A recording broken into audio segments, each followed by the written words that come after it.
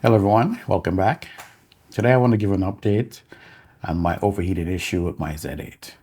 Before we begin, please remember to like, share, and subscribe to the channel. If you'd like to support the channel, there are links for items to purchase in the description area of each video.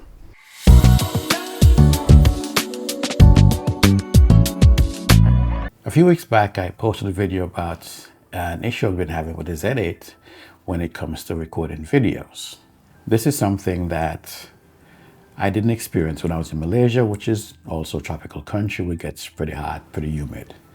But since being here in Chiang Mai, this occurred. So let me refresh your memory on what happened. While setting up the camera here in my recording space, the camera was on. I was connecting up the monitor and basically testing audio, making sure everything was looking good, when I heard the camera click off. Now, prior to that, I'd seen it, hot card warning come up, and I didn't really pay much attention, but I'm kind of thinking it was kind of weird because I wasn't recording.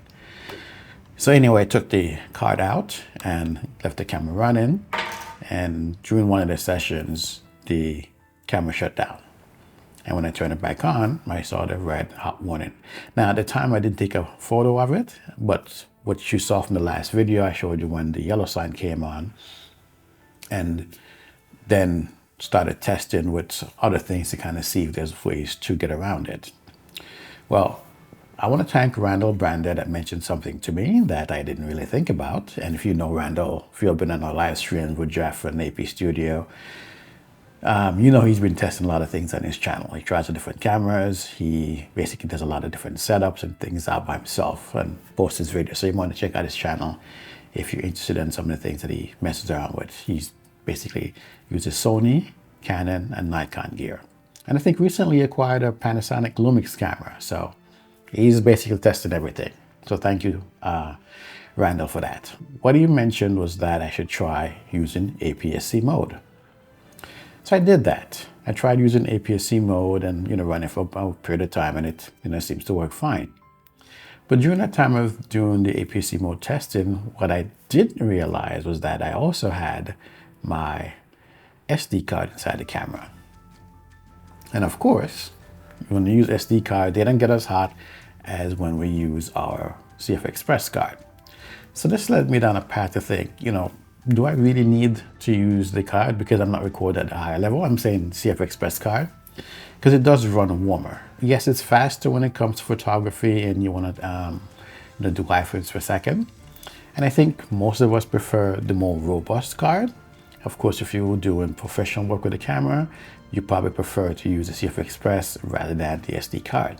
SD cards are coming along the fast way. Now we have cards that go 300 megabits per second, megabytes per second on the right side and 299 on the read side. And pretty soon we're going to have SD Express coming to market. So I started to utilize the camera on a regular basis, recording videos to the SD card and in APS-C mode. And like I mentioned, usually when I'm doing these talking head videos, whenever I do cuts, it's typically because I'm making mistakes. I usually maybe sit here, record for 20 minutes or so, because sometimes, you lose your train of thought and you re-record stuff and then you cut it, put it together, and then keep rolling. I don't stop the camera. I just let it run through the entire thing because I find it faster and simpler to keep stopping, starting, and then when you have multiple files to deal with. Is it the best way? Probably not, but that's what I've been doing. I thought about going back to that portion where I'll talk for a bit and then, stop the camera, next subject, and then record, stop the camera. But so far, this one big file, it hasn't been too bad. So we'll see. I haven't decided yet because right now, Chiang Mai is getting cooler. But for those times when it was on the hot and humid side, not like it is in the summertime, it was still recording fine in APS-C mode with the SD card. So that has been my workaround. The last couple of videos that you've been seeing, I've been utilizing the SD card to work on. Now, is this something I want to do on a regular basis? No, but it's a workaround. This morning, I was on a live stream And something came to mind when I was on the live stream. I was trying to set up my camera, and I realized that somehow the computer wouldn't detect it. And this had happened to me a couple of months back as well. And it started to click to me, you know, both of these things started to occur right after I had my camera in for repair.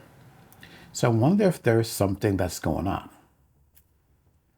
As I said before, I don't want to put blame on anyone without knowing any facts, but it just seems kind of odd that right after the camera was in for repair that these things started occurring. So something is amiss. And I'm going to take the camera back in for them to take a look at it to see what's going on. Because the whole point of this camera and having a high video codec is to do all the things that I wanted to do. I love utilizing the FX30 in cases here where it's kind of warm because it has a fan on it. But I have to record in S-Log3 and do a bit of color grading. I did some videos with HLG mode, but the colors just didn't look too right. Again, color graded. That just kind of adds more time to the workflow. I'm not doing professional videos, so for me it's like, while I love doing it when I'm outside and I can record stuff, I can tweak it, it's not something I want to do all the time. My next plan is once I head back to Malaysia and I can stop over by the repair center, I'm going to have them take a look at it, because this is really causing me some concern. I want to use this camera as my main camera. At some point I want to go back fully Nikon. And the one thing about the Z8 is that I just love how it feels when I'm out and about. Yes, there's some things that kind of bug me, and I did a video about that one. The stability is not the greatest on it. It has micro jitters. And you know, I know some people watch the video and like, matter of fact, that video got the most thumbs down I've had of any video. And from looking at the stats, it doesn't seem like most of the people watch the video all the way through. Also lost a couple subscribers on that video, which was kind of odd because it's not like I was being negative about Nikon. I was pointing out things and issues that I had, but somehow it seems there's some folks who just don't want to hear anything that seems a bit negative towards a brand they love. And if that's you, I'm sorry, but everything is not perfect with everything that's made out there. So if someone has an experience and it's their experience, if you don't want to hear it, that's totally up to you. But that doesn't mean that they shouldn't put their information out there. I would like in the future that anyone who's watching my channel can respect the fact that when I give information out, it's based upon my experience and what I know. I work on providing correct information, not false information. I do my research before I put information out there. I got a small channel. Lots of people with bigger channels put out information that's really false. And I've seen a lot of things out there that people are regurgitating, even coming to my channel and saying that I'm putting out wrong information. I have the gear. I don't just get the gear for a week or two and then do the video. Anyway, I don't want to really go down that path and rehash that. I'll probably save that for another video, but I just wanted to put that out there. It's very interesting how, you put that information out about your experience and somehow people just find that, ooh, this video should get a thumbs down because it's not great. Yeah, you don't like it? I get it. So going forward, as I share my information, if you don't like to watch what I watch and you want to unsubscribe, I get it. There's tons of channels out there and you can find that information. But I will continue sharing my experience and knowledge of the gear that I use.